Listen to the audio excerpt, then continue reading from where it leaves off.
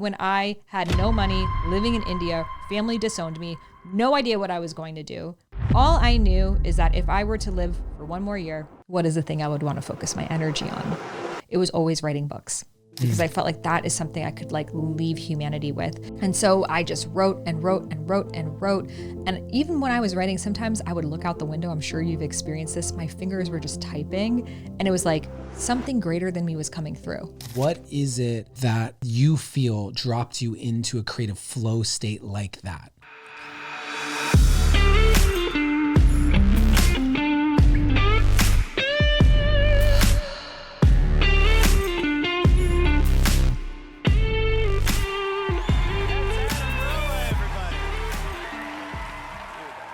Sahara Rose in the house. Sahara, welcome to the Creative Path Podcast. So excited to be here. So for people who are not familiar with you, let's just get it out of the way. Tell us, do your log line of what it is that you do, what it is that is your passion and that you've built for yourself here.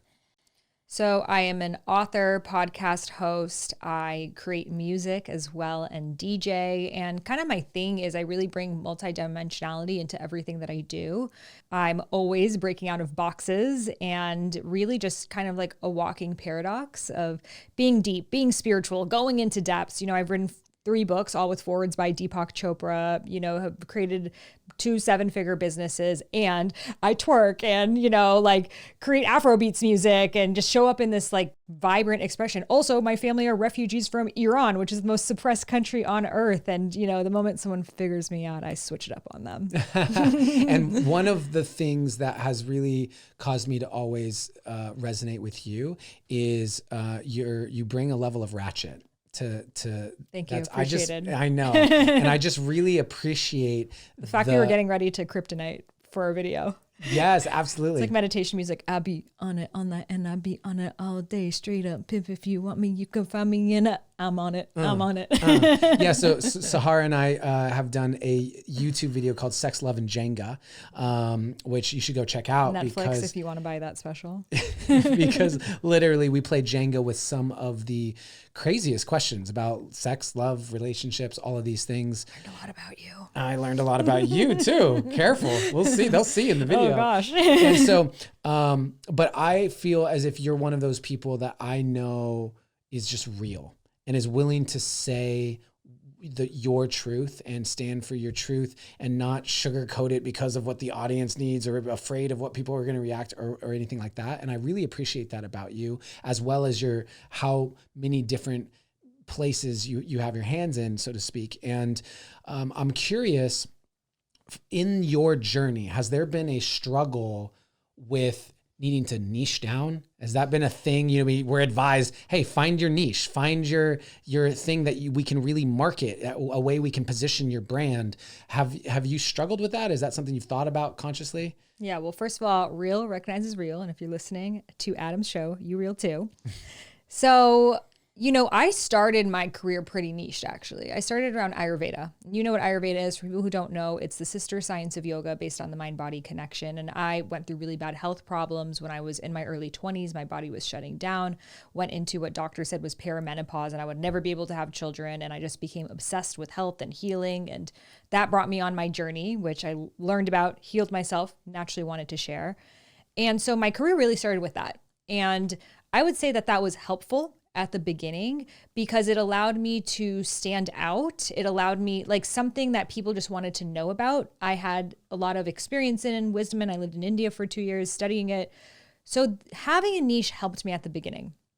But then there was a time a few years in that I was like, if someone else asks me what the doshas are, I will literally jump out of this window. Like I was just repeating myself again and again and again and again. And it was just, it felt like a robot could have this conversation. Now there's fucking Chat GPT, and I'm sure people are having that conversation there. And it just felt like a waste of my time, my life force. Even though at that time in my career, I was like the leading course on Mind Body Green, getting hired to speak at Google and Facebook and like the Ayurveda person, you know? But I just knew I'm not one of those people who can do the same thing day in and day out for the rest of my life. I would look at these like older Ayurvedic doctors and I'm just like, yo, that can't be me. And so that's why I started my podcast, because I just wanted a place to talk about spirituality and past lives and, you know, dharma and like all these different things that's like what I was Google searching. Like those are the conversations I wanted to have. So I at first thought I need to create a separate outlet and not put it on my like main Instagram. So I could have somewhere to talk about it, but I could still be niched. And then after a period of time, I was still going by my blog name, Eat Feel Fresh at that time. And I remember one night, it was like midnight, and I was like, I can't be Eat Feel Fresh anymore. I need to be me, because having that brand name felt like I could only talk about food. And I got to this point that I was like, I'm okay if I lose a ton of followers, you know? And I kind of wrote this post, which you kind of see happen on social media. It was like almost like an apology post. I'm like, I'm sorry, guys, I can't talk about digestion anymore. I just can't do it. Like, there's just so much more to life. Like, we're digesting emotions, we're digesting love, we're digesting this. Like, I want to go beyond. It's a stepping stone, but I've gone beyond in my own health journey, and it just feels too suffocating for me. And I was okay with that being not the end, but like it wasn't going to grow past then for me to be true to myself. And obviously the opposite happened. and so that process of saying, okay, I want to expand beyond the confines of what I've originally created, that feels very resonant to me. And it seems to be a pretty normal path for a lot of people. It's, let me go all in on this thing.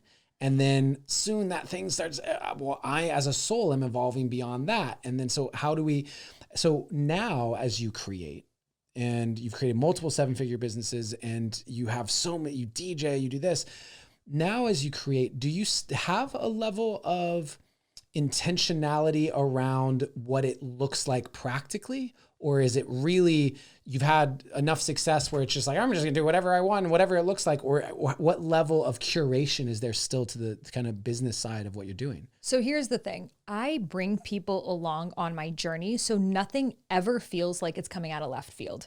Like, I was not publicly talking about love and relationships on my social when I was married, but then after I was got divorced, it's all I was reading about and thinking about and having conversations about. So naturally, I wanted to interview people about that on the podcast. I started to talk about my own healing journey. And so that almost naturally just became a pillar of what I spoke about, and, you know, a year and a half later teaching about, just because it was my own interest. I feel like it only feels like random when we don't bring people in on our journey. So no one knows you were interested in relationships or spirituality, whatever the thing was. And then when it comes out of the blue, what I see people do on Instagram is like they change like their branding and everything they did like overnight. And it's just like, where did that come from? You know? So yes, there is sort of, now I see, like, everyone says this, your niche is you, right? Like the way that I express things, how I am, there's a certain nature to everything that I do and the way that I communicate, whether I'm talking about living your purpose, whether I'm talking about embodiment or whatever else. And I do sometimes have to kind of like, not contain myself, but like remember my pillars, because it's so easy for me to be like, well, now we're talking about this and now we're talking about that, but I'll always bring it back.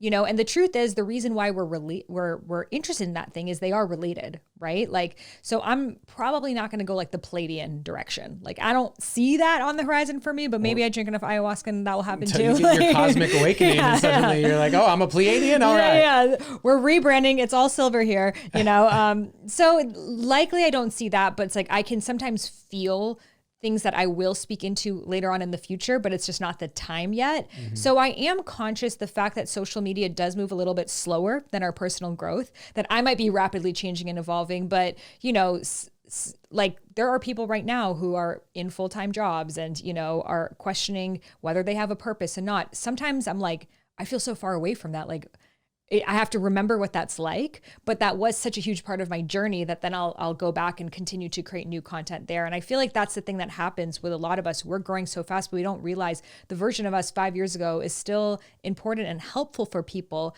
as long as it doesn't feel so draining for us to go back into. So where, for the people who are where you were years ago, because I get a lot of these people in my social media where they are feeling like it's time for them to start their thing. They have a calling, they want to do their thing, but they don't necessarily know what it is. There's fears around it. What would be your advice to that version of you? What did you do to move through that space? Yes. So the first thing I would say is write a list of everything you're just excited about. So what are the conversations you want to have? What are the things you're searching? What are the podcasts you're listening to? What are the Instagram accounts you're following? Write a giant list, might be 30 plus things. Then start to notice the patterns in those things. So I wrote Reiki and shamanism and Ayurveda, for example. Okay, I can see there's like a healing category here. Then I can see I wrote like AI and augmented reality and something else. Okay, I can see there's a tech thing. I wrote animals and this. I could see there's like a caregiving thing. So start to notice now the patterns in them, right? So then you might have a couple overarching themes in your life. Then the next thing I would do is, first just start spending more time in that energy, right? Like if you're interested in healing, can you sign up for healing courses? Can you surround yourself by people who are healers? I feel like just putting yourself now in the momentum of that thing, the next step will naturally reveal. And then later on in that journey, when it comes into now, how can I specifically find what's for me? I have this process called the Dharma Blueprint. So it's 5 different categories you would put together. The first one is what we call your Dharma archetype. So are you the artist, the entrepreneur, obviously your brand, the artistic entrepreneur. Yep. The visionary, big picture thinker, the teacher, right? Someone to impart knowledge. Are you the researcher? Someone who's here to dive deep into facts and information, like a Dr. Joe Dispenza. Are you the warrior? Someone who's here to gather people to a higher level feeling and create a lot of momentum, like a Tony Robbins? Are you the activist, like a Marianne Williamson? Are you the nurturer, like an Oprah? So there's 9 different archetypes that I have, dharmaarchetypequiz.com. You could take that quiz. Then I would look at what are the mediums that come through you. So are you interested in writing, in speaking, in coaching, in event planning? What's that medium? And get as specific as possible. If it's writing, is it long form writing, short form writing, caption writing, fiction writing, really looking at those things. The next category is what is exciting to you. So I always say excitement are the breadcrumbs guiding you towards your Dharma. And you can always see, like based on what you're doing now, it was the thing you were excited about a few years ago. And now you're finally doing it. So it's always guiding the way. Next category are the obstacles that you have overcome or helped someone else overcome. So if you have overcome a really hard breakup, if you've overcome a health challenge, if you've overcome even you moved schools a lot and you had to learn how to make friends quickly, or you struggled with anxiety, or you didn't know yourself. We've all overcome so many obstacles. And I always say, look at the version of you 3 years ago. Right? So that version of you 3 years ago, which today would be in 2021, who did they need? And sometimes those are the obstacles that we've overcome that we're more on the other side around. So I wouldn't say teach on the obstacle you're in right now, but teach on the obstacle you may have had 3, 5, 7 years ago. So then you're on the other side and you're able to connect with people who are in it right now without getting re-triggered or reactivated that you're still in it, right? Like I wouldn't teach a class on like, get remarried after your divorce. Haven't done that, but I could teach a course for sure on living your purpose because I've done that time and time again. So obstacle you've overcome or helped someone else overcome. Maybe you've helped someone else with their cancer journey or holding space for people. Then the last category are your superpowers. So what are the things that come naturally to you that are easy for you? So things people compliment you on, like, wow, you make me feel so safe and seen. Or you have such a great way of hosting dinner parties, or your space is so organized all the time, or you have such a great visual eye. Like people give compliments for a reason, like sometimes we're so used to hearing it. We're like, everyone just hears that. And it's not like the compliments you receive, I've likely never received them before. And we're all getting unique ones. So just think of the things that light you up, your magic sauce that make you come alive. And those are your superpowers. So then those are 5 different categories. You would write down each one and kind of look at them all together. And I like to just kind of look at it, maybe put it on your fridge and kind of let it start speaking to you. And I find by putting together these different parts of yourself, the blueprint naturally starts to come through. And it might be just a next step.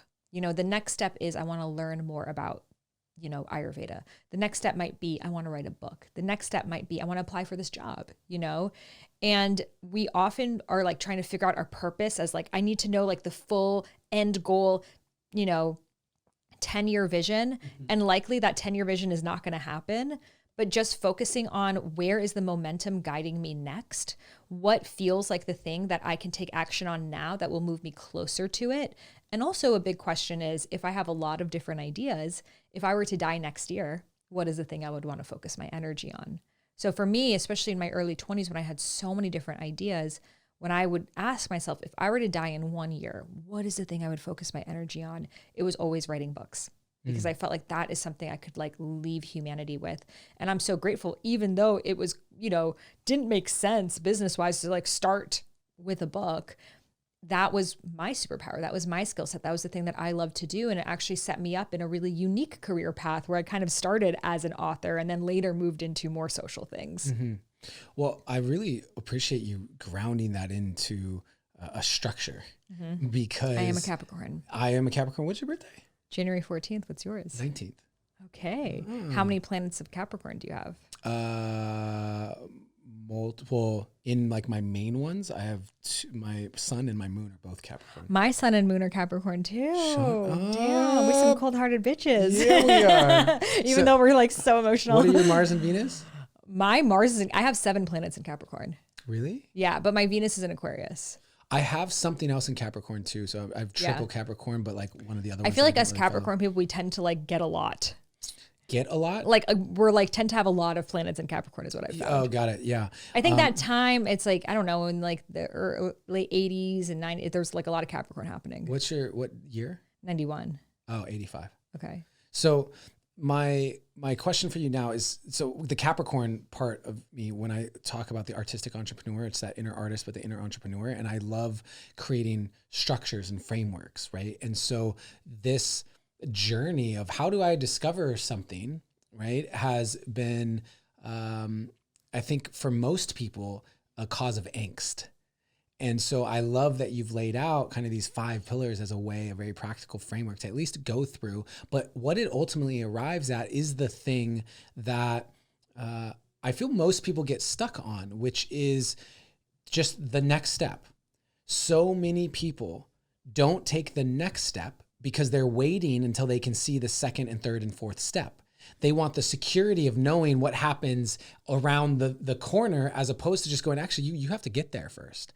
And one of the things that I've learned in my own life is a lot of times all we're ever shown is the next step, not the second one, not the third one, but consistently, I feel like the universe will provide you the next one.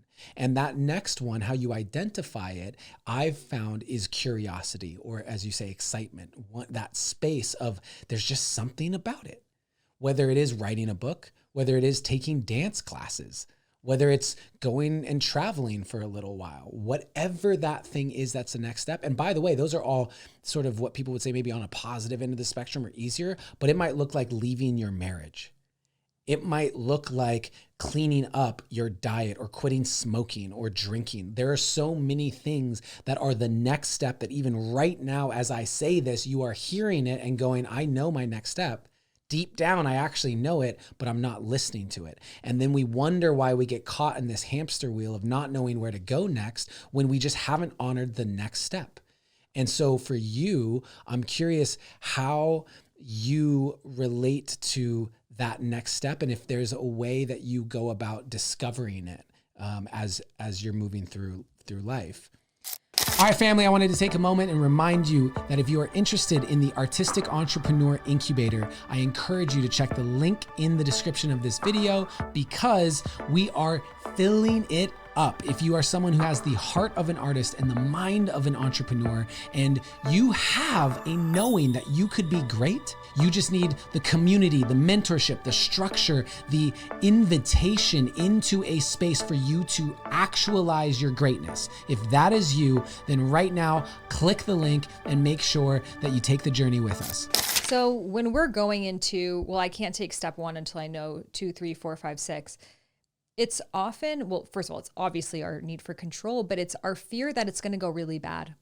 You know, it's this idea of, if I don't know what's going to happen, something bad's going to happen. It's not going to work out. So let me conceptualize and map it all out and know I am safe before I take step 1.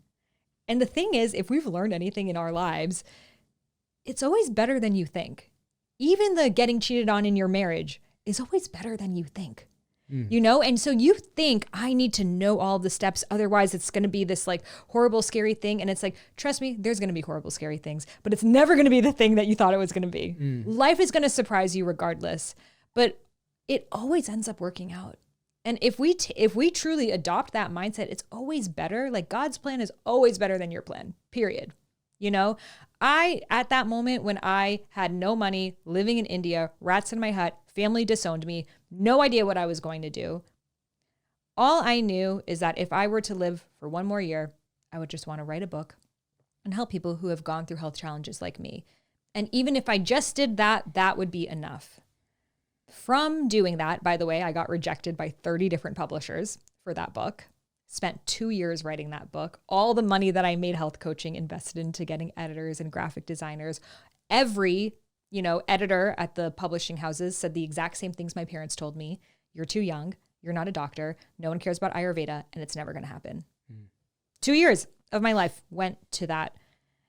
But something deeper in me, even though, yes, the logical thing and what I tried to do was like study for a real estate exam and like get a normal job and like cry. But I just knew like this can't just all have been an illusion. This can't all have just gone to waste. Like there has to be a way. And because I held that faith, actually within 1 week, one of the editors, she worked for the Idiot's Guide group. And I don't know if I've ever told you the story of like how I became an author. They were looking for someone to write the Idiot's Guide to Ayurveda, which is part of the official Idiot's Guide series.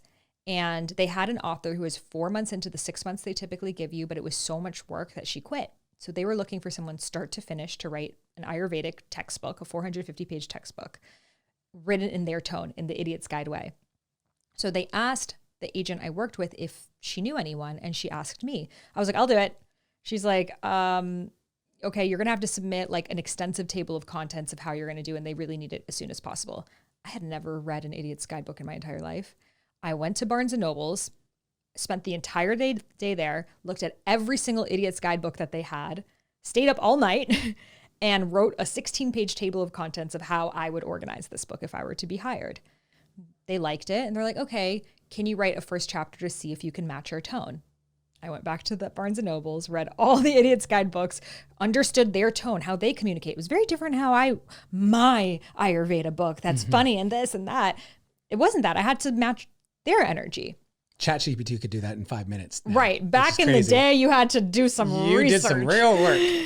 And I stayed up and I sent them that first chapter the next day. And within a few days, I was hired. And I was like, oh my God, like I just got a book deal, but also kind of mourning, but it's not like my book. It's not my creative thing that I wanted to put out into the world. And that, when I started writing the book from that place of like, I want to write this book, but I don't want to put like my best ideas in here because I got to keep those for my book whenever it's going to happen. That was way harder, you know? So I remembered if I were to die in 1 year, and this is my only book left, The Idiot's Guide to Ayurveda, this is the only thing I'm ever going to publish in this lifetime. Let me put my all into it. And so I just wrote and wrote and wrote and wrote. And even when I was writing, sometimes I would look out the window. I'm sure you've experienced this. My fingers were just typing and it was like something greater than me was coming through, like information. Talk about that. I want to double click on that because what is it that you feel dropped you into a creative flow state like that? First of all, prioritization. I told friends, I'm like, I'm not going to see you for the next 2 months.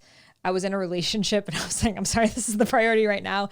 And I had 2 months to write a 450-page book. So that was really my priority. I had some health coaching clients, but like that was really it. So the focus. Did you have your book already? You'd already been working on yours? I spent 2 years on mine, but I got rejected. So this was my first book deal. But did you take it and like kind of put it in there? You started from scratch. I had to start from scratch to write their book, you know, and it was like a scientific book and in their tone. And there's a certain amount of words and you definitely can't put in like, oh, I believe it should be this or that. None of that. Like it's to educate people on this like existing science. Right. So it was a totally different style of writing than what I was used to or intended to do, but it was still a book deal. Yeah. You know? So were you paid in advance? Did you get an advance on it? Yeah, small advance. I'll tell people it was $13,000, 15% of which goes to the agent. So I got like $11,000 from that. But it was enough for you to just focus. Enough for me to focus. For sure. I didn't do it for the money. I did it because I was like, maybe if I write one book, it could lead to others. Yeah. Right. So when I would start writing around like 2 hours in, right? And I would stand up and just standing, looking out the window, and I started to notice that all of these ideas would come through. And if I didn't think about the ideas and I just kind of typed them out, not editing them, not even looking at the words, my eyes are out the window, my fingers are typing, and obviously I'm stream of consciousness. All of this like really specific information wanted to come through. And it was like specific information on like the dhatus and the gunas, like ancient Sanskrit information that like, I can't make this shit up, you know? Had you studied it previously? No. Really? Mm-mm. I had not studied those specific things previously. Wow. I had studied Ayurveda, but really more from a nutritional perspective, not from like all of the science of But Ayurveda. It was accurate to the They science. got it all fact checked. Literally It was accurate. Just channeling it. Yeah. And I don't know how like out there we get, but we're already here. So, I mean, come on. You're a Pleiadian. Yes, exactly. Well, actually what I realized was that, you know, so I was writing this and it was like all this and like ways of explaining it that I would have never thought of myself. And just, it just felt very like I knew this information before. And I started to see all these patterns of like, the gunas are related to the doshas and like, and like, so long story short, I, you know, finished that book. It's a year until the book comes out and I'm at a conference. Do you know my Deepak Chopra story? No. Oh, okay. We go in there. So we know a lot about each other at this stage, yeah. but not the like biographical. Yeah. So almost a year later, the book's about to be printed. And I met with this random guy that I met on Instagram named Sada Simone. I think you know him. And he's kind of in the spiritual space. I had never met him before. I really liked his energy. And so he's like, I'm going to be at this yoga and science conference at Long Island University. If you want, you can meet me there. I said, sure. I went. It was so boring. It was like, the research says breathing is really good for you. Think about that. And I was just like, oh God, like the only thing that can make right now super lit is if Deepak Chopra walks on stage. Because he was like my idol. Like when my parents would be like, you're a loser, you're never going to make it, like all these things.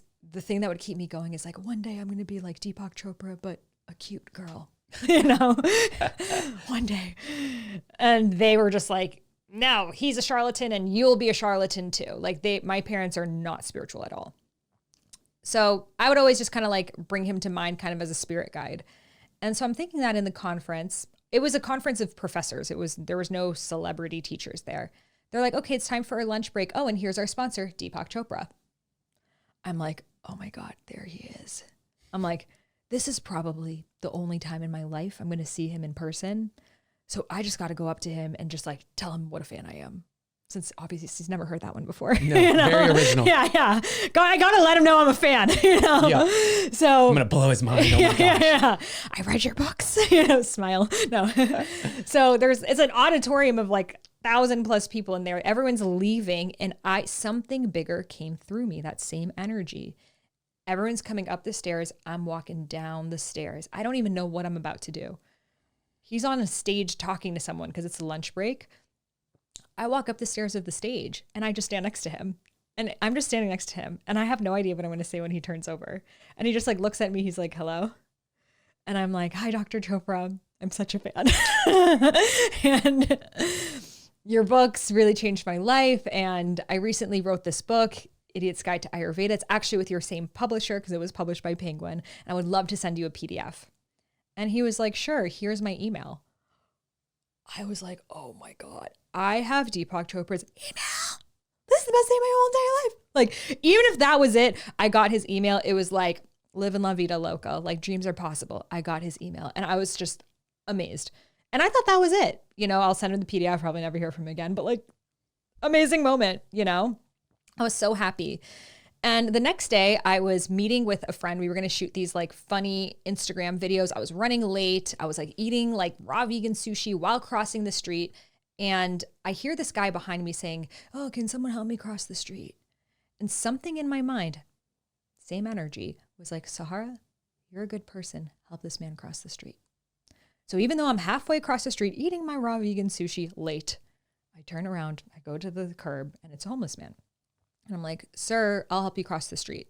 He links me by the arm and I'm like, where do you need to go? He's like, well, actually, can you take me like 2 blocks down the subway, help me find this subway? I was like, sure. So we're linking arms. I can still smell the putrid smell of him right now. He had a discolored face, bags in his hand. I'm like, so where are you from?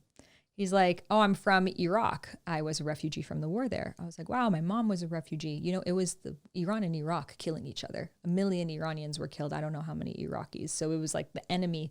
We were like talking about his experience and my family's experience and just having this really beautiful, deep conversation. I put him into the subway and I'm like, sir, by the way, where are you going? And he's like, I'm going to go teach. I'm a doctor of physics. And I was like, whoa, like I thought he was homeless, you know, like, wow. Like I completely judged him. What a beautiful experience that was. It was like the Humans of New York experience. I was just so pleased with myself. Were you in New York? Yeah, this was in New York and I was visiting a friend. And this is where the Long Island conference happened. So I was just really happy with that moment. I check my email. It's a Saturday, but I have an email from Deepak Chopra. And it says, what's your number? I want to call you. I'd like to call you. And I was like, oh my God, he's mad at me. Oh my God, I'm in trouble. Like that's where my mind went. Like, why does he want to call me? Did I do something wrong? Did he not like the book? Like, but like, wow, he responded, you know, like crazy. And I responded right there on that walk. And he called me right there on that walk. And he's like, where are you going to be on Tuesday? I'm like, I actually don't live here, sir. I live in LA. I was living with my grandparents. I did not have money for rent.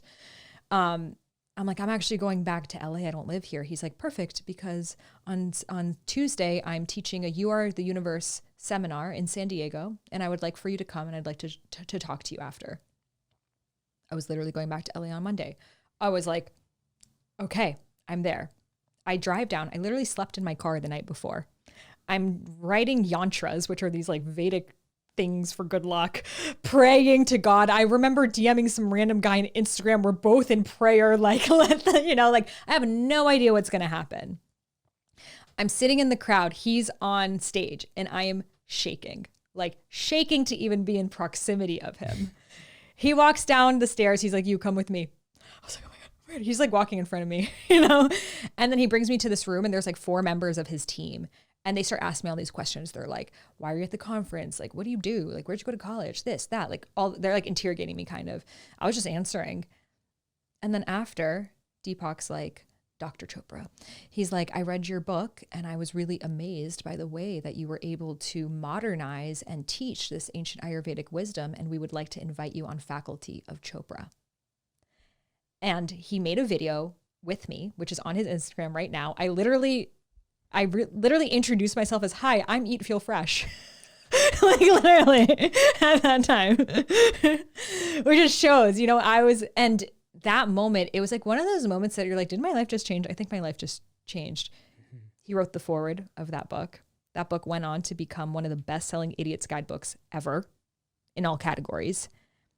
I put everything into that people don't normally like go on a book launch tour thing themselves for like someone else's hired book. I was like pre-order campaigns, whatever I saw Lewis Howes did, I did, you know, like I was in it, you know. I did not have a podcast at that time, but I pitched myself to be on people's podcasts. Definitely did not have money for an assistant or anything like that. I was just doing it. And it got a lot of sales. And with that, I then was like, I have an idea for my Ayurveda book. It's modern, it's plant-based, it's this. And I finally got that book deal. Got it. And I share this because sometimes as creatives, we want to instantly do our own creative thing. And I am so grateful for first really needing to sit with the knowledge, sit with the way that it has been taught before my spin on it. I feel like it was kind of like writing my research paper on Ayurveda, and it also created trust. Another thing I want to point out is I didn't go to Deepak with an idea. I went up to him with a published book that was going to be printed, whether he was part of it or not. A lot of people come up to me, come up to you, come up to people. I have a vision for this thing. I have a dream for this thing, but where is it? So it really is like, you know, luck is preparation meets opportunity. Another thing that now, and it took me years to realize this, was I believe that man who asked me to help him cross the street was not a human. But I believe that he was an angel. And he was almost a test to see, would you still respect someone who was not an esteemed author who's going to bring you forward in your career, but rather someone that no one wanted to look at, who smelled, who was disgusting for people, who was holding you back from your meeting, but also a doctor of physics. And I feel in that moment, the fact that I respected him, the same way that I would respect an esteemed author, was actually the thing that made this all come together. And I really do believe that angels come in many different shapes and forms. And sometimes we're so preoccupied by the shiny thing, and there's so many opportunities for us to embody that exact energy right here around us. And the other thing throughout this all, there were so many times that I was so scared of like, when's the other shoe going to drop? Like, when's the shitty thing going to happen? And I just continued to ask God, I'm like, whatever happens, I will share this entire journey with other people. This is not just for me. This is for everyone. And the entire thing I was sharing with people as I was going through it. So I love that story. Thank you for sharing that. Yeah. I'm so glad to know that. And maybe when I come on your podcast, I'll give my stories of some of my, being paid $1 million for coaching, having the most viral poetry performance in history, these things that have their own level of magic to how they happened. Similar to you, it's just, they didn't happen because I tried to make them happen. They happened somewhere along the way. And I think that for me, what I've learned is that we set a GPS point. That's really important. It is a huge thing. And it's something that I honestly have struggled with at times, where I go, I don't have like this goal that I'm working towards right now, but we have to let the universe know where we want to go. And then I believe that our only job is to follow those breadcrumbs, the next step, and then the next step. And it doesn't have to make sense. It's just the next step. We follow those breadcrumbs of joy and curiosity and excitement, and we follow them. And along the way, the universe gives us these things that we've wanted, but in ways that far exceed anything we could have ever imagined. They show up in ways that we never could have comprehended, but they still only show up when we are walking the path. And so I just acknowledge you for walking the path, for saying yes. In that story, we can hear all the magic and the synchronicities, but let's not look past the amount of hours sitting in front of a computer writing, the amount of hours of researching, the amount of probably just moments of wanting to stop, to quit, to give up, like all of these things that happen along that journey that are not often talked about. They're not often celebrated. Everyone celebrates those magic moments without realizing that that magic moment was a gift, a reward for all of those other moments that no one else will ever see, but you were being tested, not just with this professor, but also being tested with, will you sit here and type for 12 hours? Will you sit here the next day and do the exact same thing? And so acknowledging you for that, and just the journey that you went on to put in all of that work. Yeah. Well, thank you so much for that. And I think that's really important, because sometimes, especially in the spiritual community, we're like waiting for the amazing synchronicity. And it's like those synchronicities happen as the tipping point from all of the momentum that we've gathered through our daily action. And it really is devotion. It's, if whatever your creative project is, do you show up in devotion to it the same way that you would a relationship, the same way that you would a spiritual practice? Or are you just like waiting for the muse? The muse won't know who you are if you don't show up and create the altar for her.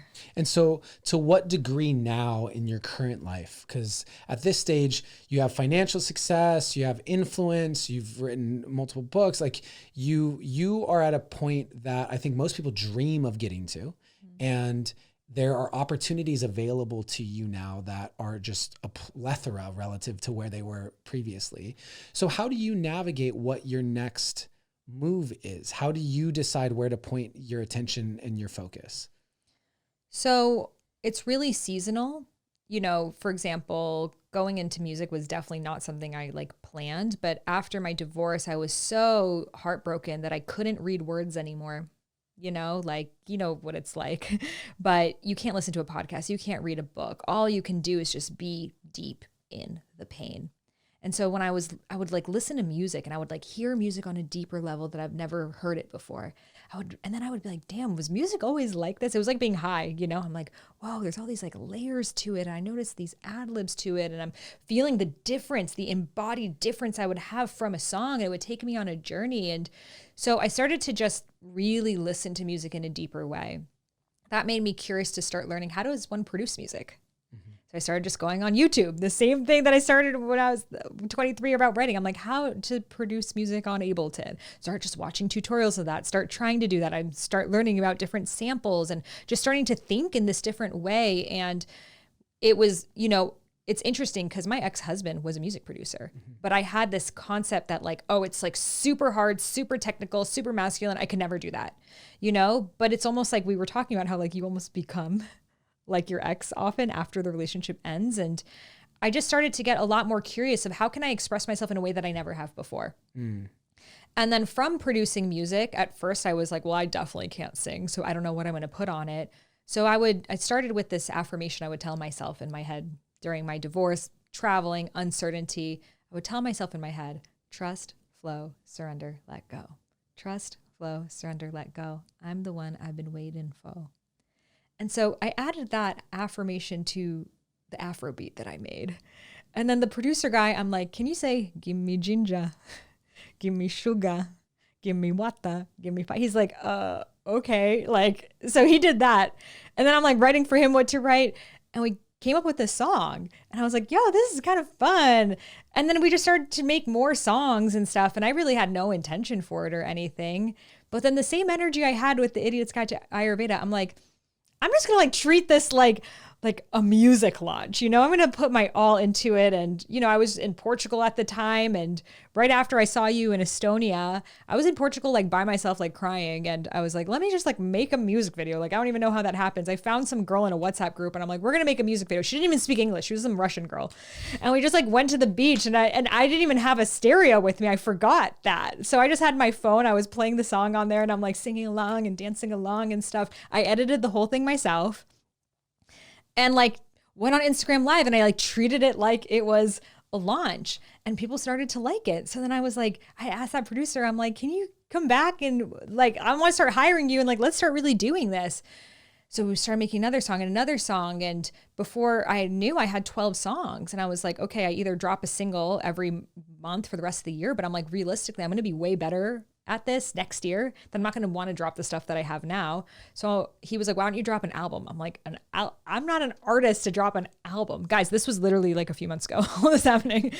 I was like, I'm not, you know, and then he was just like, well, do you see yourself as an artist or not? I see myself as an artist. Do you see yourself as an artist?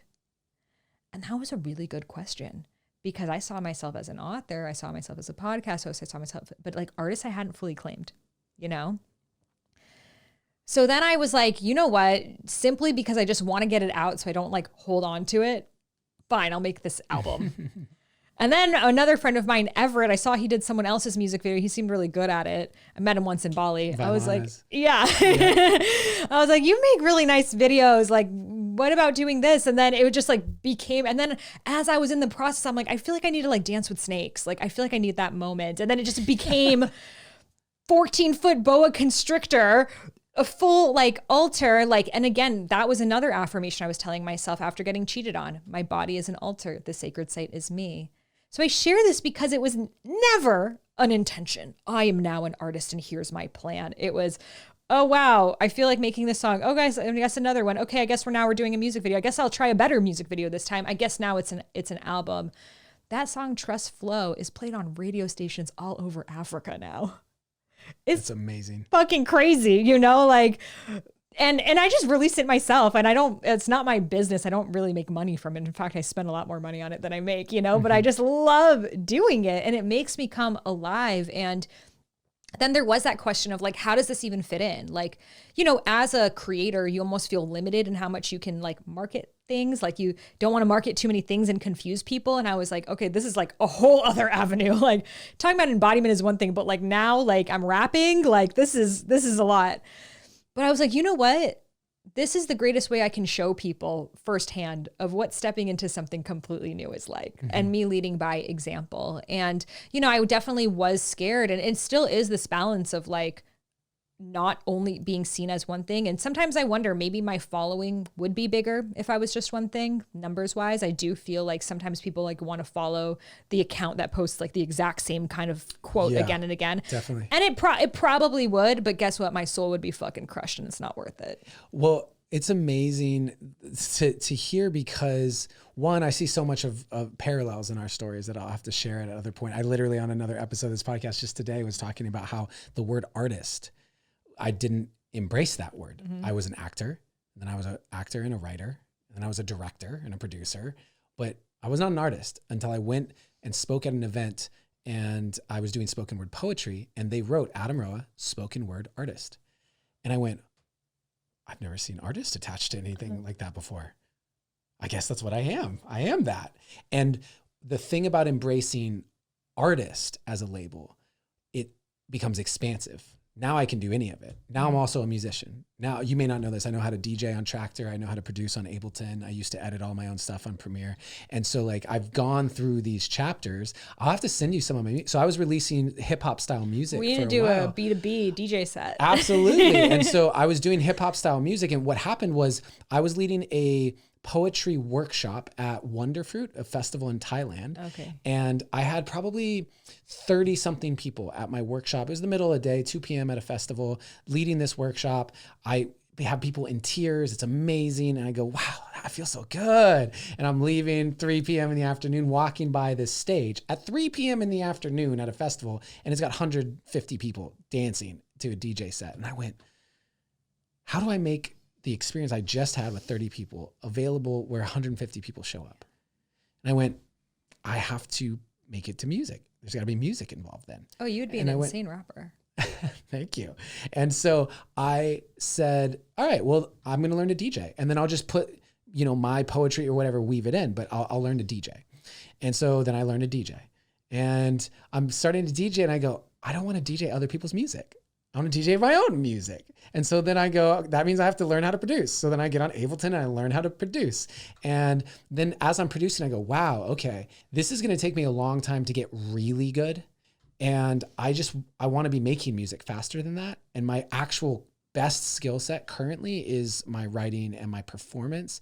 So I'll work with producers and I'll do that, but I'll learn along the way. And so I started working with producers and I started releasing music. Dude, same person. Yeah. And so I'll send you some of the hip hop tracks that I made. And when people listen to them, whether you like that style of music or not, everyone goes, wow, this is really professional. Like, it sounds really good. And I said, yes, that's me. If I'm going to do it, I want to do it extremely well. But when everything I do it big. And so that we have that similarity of just saying yes to kind of the evolution. And now what has emerged from that even is just my latest spoken word poetry album, right? And just my musicality in general, becoming more a musician, even if I'm not producing music right now. And when you said that you've lost money on sort of the spend on that, the same can be said for me. When my poem went viral, I had just toured Australia with my spoken word poetry show with less than 5,000 Instagram followers to audiences of, 30 people. And why the hell did I pick Australia to tour? And for 30 people showing up at a venue and being in Australia and having brought a musical person with me and someone to film with me, I lost so much money on that tour. But I was working on a craft that then I'm pulled on stage at an event to perform a poem. And I'd been on stages, I had been performing hours of poetry. And when I'm pulled on stage to do it, I had been prepared myself. When preparation meets opportunity, like you said, well, I'd prepared myself for that moment, and that moment being recorded is the thing that is now the most viral poetry performance in history and changed the trajectory of my career. But I was willing to lose money to follow my heart. I was willing to lose money to go on this journey of music that is not my current career, and I'm not even producing it right now anymore. So I think that where people can get hung up again is trying to see that second, third, fourth step, and it locks them in place instead of just saying, just follow the curiosity, follow the excitement, follow the breadcrumbs. Don't try and figure out where it's going to lead to yet, because for all you know, what you're meant to do is just learn something or meet someone. For all you know, you are meant to produce music so that you can actually meet a producer, and the producer is your romantic partner that you then raise a family with. You don't know how it works. And so I really value you bringing this stories that you've brought into this. I didn't know where this was going to go, but that creative path that you've walked is so inspiring to me. And I see so many mirrors for myself, and hopefully people who have been listening to this have the opportunity to see it in their own lives. And so thank you for that, first and foremost. Yeah. And thank you for sharing that. And, it's like the work that you're doing in the dark is what people don't see. And you know, it's also very humbling because you're also at a place in your career where you have a team and all the things, but like to be like, I'm going to start from scratch and like learn this brand new thing that I'm not good at, that people have devoted their entire careers doing, that I'm comparing myself to.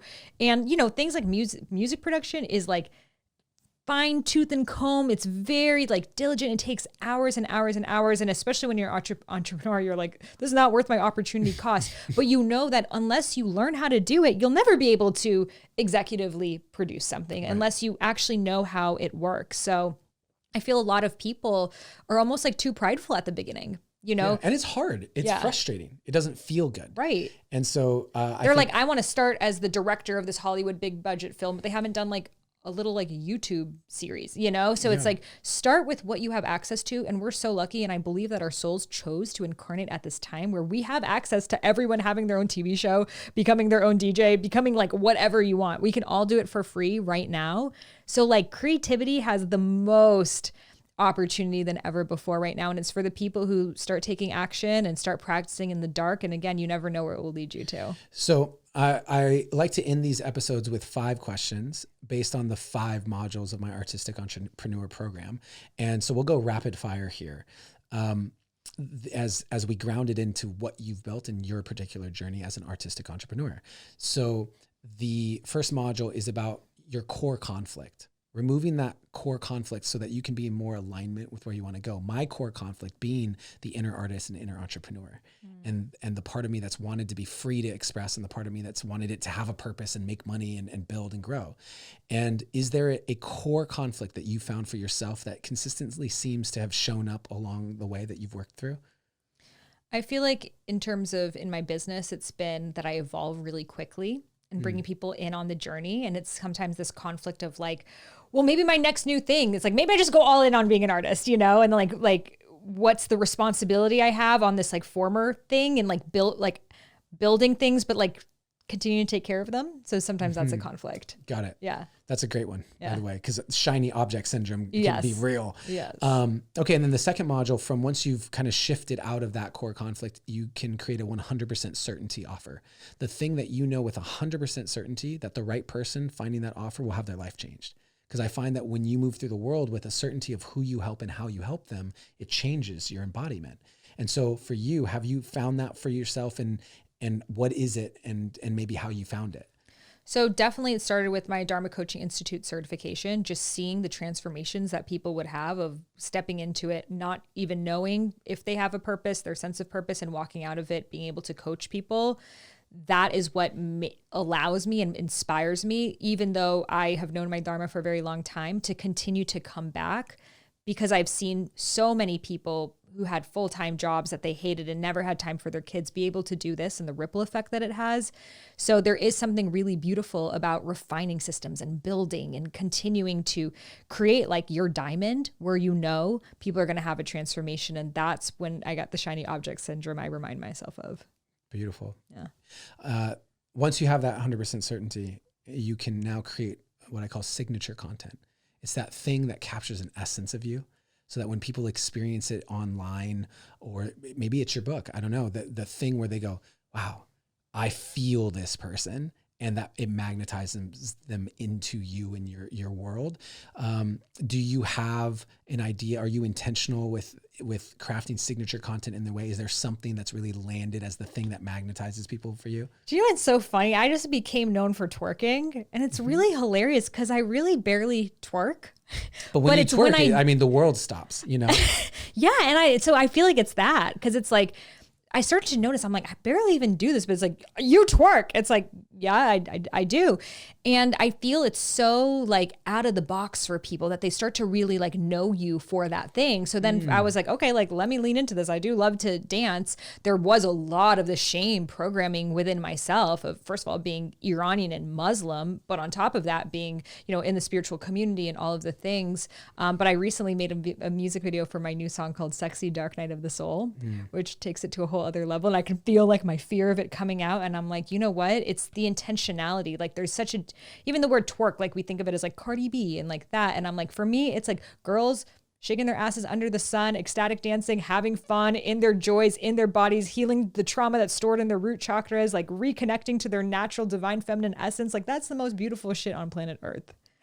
Great. What I love about that is it's the signature content is the edge. Yeah. For you. It's the edge of your personality, which I think is really cool and something that I hope people are gathering from that. And so then we move into the fourth module, which is about dating your audience. So for me, what that is how do you build authentic relationships where they want to be with you on the journey for a long period of time.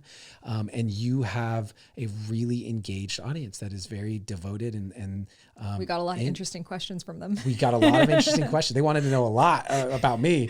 But you got a lot of Finsta girls out there. That's what I know. Your audience is Finsta world. So tell me. Welcome to being a girl.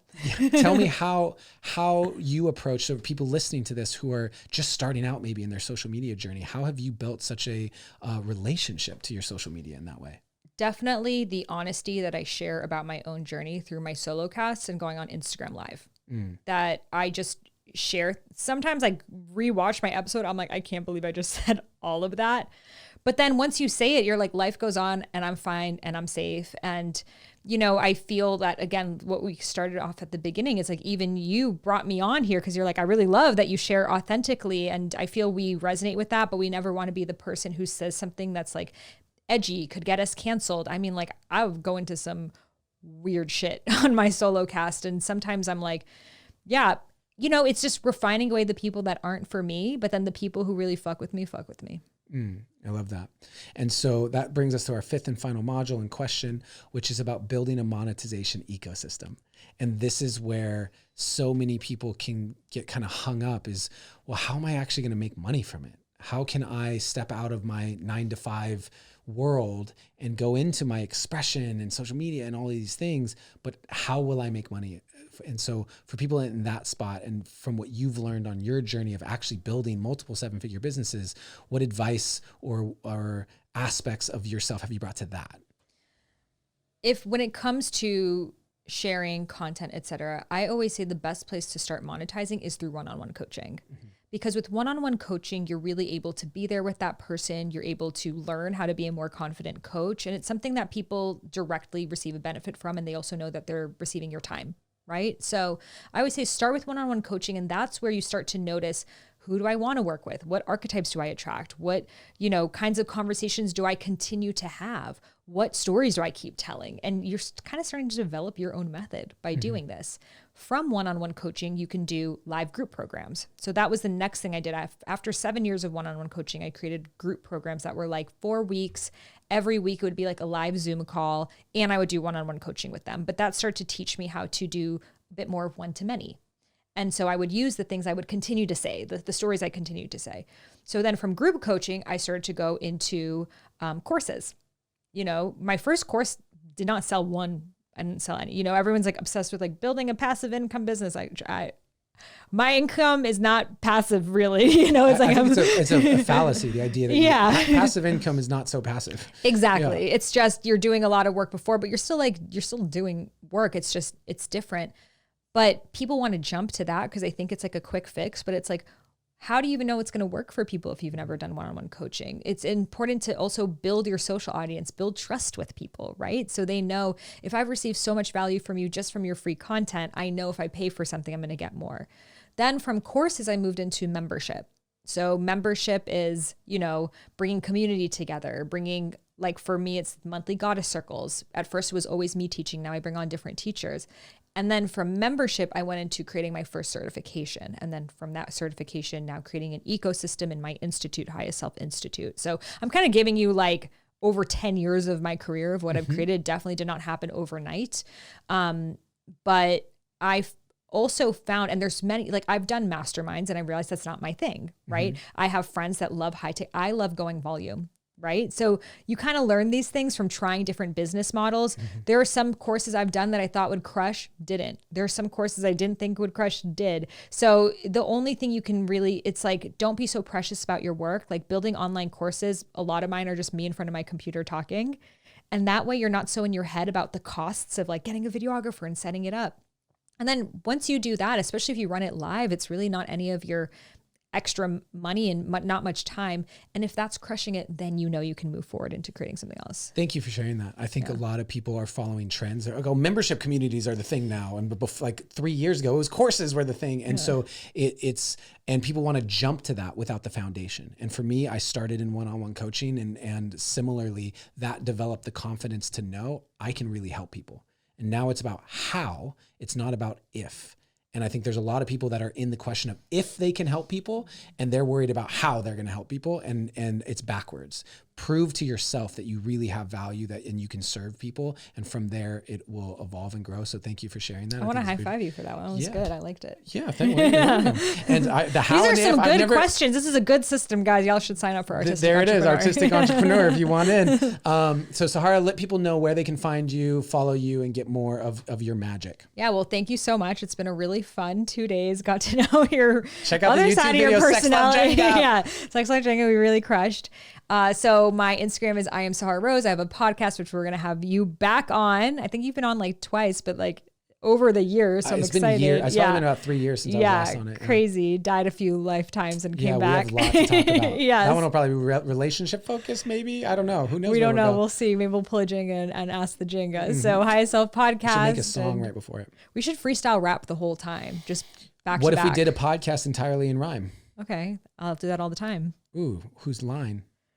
Is it a crime? For what amount of time? I mean, do you have any lime?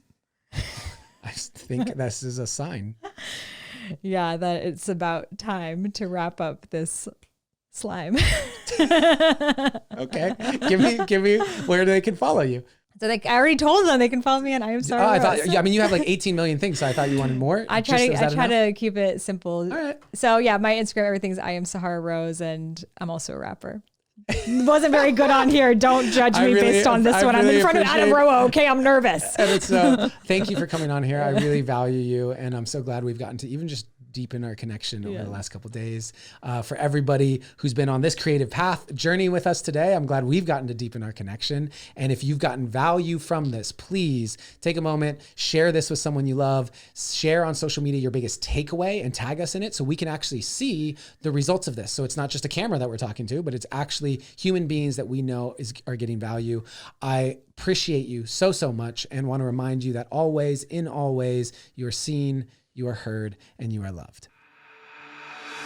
Thank you so much for watching this video. I really appreciate you taking the time. If you are interested in building a life that you love through the 3 pillars of relationship, business, and creativity, then I encourage you to continue checking out more of my content, including this video, which I really think that you will like.